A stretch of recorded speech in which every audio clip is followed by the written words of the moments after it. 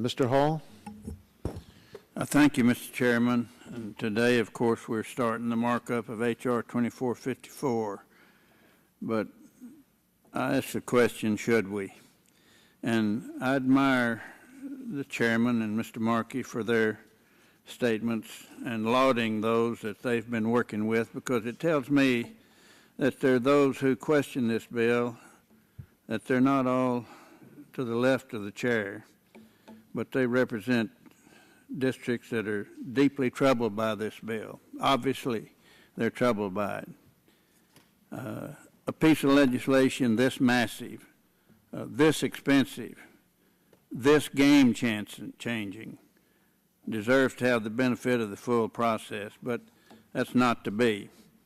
Subcommittee markup was skipped. And this bill, 284 pages longer than the draft that was introduced on Friday afternoon, after members had all gone back to their district for the weekend, was moved straight to full committee. And the reason we're hearing for the rush schedule is, quote, because the committee needs to start working on a health care bill, unquote. We're scrapping process for an arbitrary schedule. I think that's a mistake. A bill that, according to the Heritage Foundation, has the potential to increase costs to each family in the United States $4,800 a year, $4,800 a year, deserves not only more hearings on the newly introduced parts of the bill, arguably the most important parts, but also a committee markup process that's as thorough as it could be. Now, why do we need to rush this bill through at the expense of thorough examination? What we haven't discussed is how much has already been done to reduce greenhouse gas emissions, how companies have already made the commitment to move towards cleaning up their businesses and using energy more efficiently without federal regulations.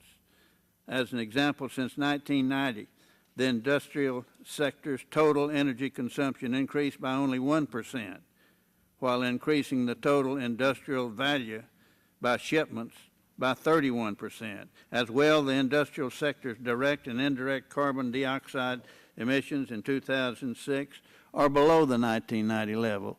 According to the testimony from Industrial Energy Consumers of America, quote, manufacturing processes are operating at their technical limits, which should urgently place a priority on private-public partnerships in research and development. They don't need regulations to keep them and help them reach further reductions.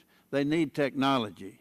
In a time when our economy is down, when our businesses are closing, our jobs are being lost, we don't need to further burden our country with this bill that has the potential to reduce aggregate gross domestic product by $9.6 trillion, destroy 1.1 million jobs on average, raise electricity rates 90% after adjusting for inflation, and raise inflation-adjusted gasoline prices by 74%. Mr. Chairman, our country can't afford this bill. If by this time you don't know that you have to mark doubtful by my name, why, I want to tell you, I can't go with you, old partner. I respect you, admire you, you're a hard worker, your word's always been good to me, but I have to leave you this time. I'll yield back whatever time I may have. Thank you, Mr. Hall.